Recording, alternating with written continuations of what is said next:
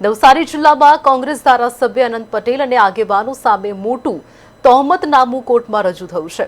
સરકાર તરફથી નિમાયેલા special public prosecutor નયન સુખડવાડિયાએ કહી શકાય કે ત્રણેય ગુનાઓ અને કોર્ટ કાર્યવાહી અંગે માહિતી આપી હતી.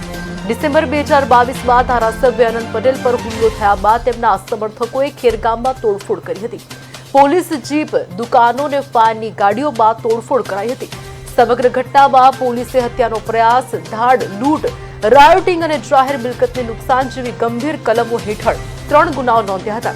3માંથી 2 ફરિયાદો પોલીસ દ્વારા અને 1 ખાનગી વ્યક્તિ દ્વારા નોંધાઈ.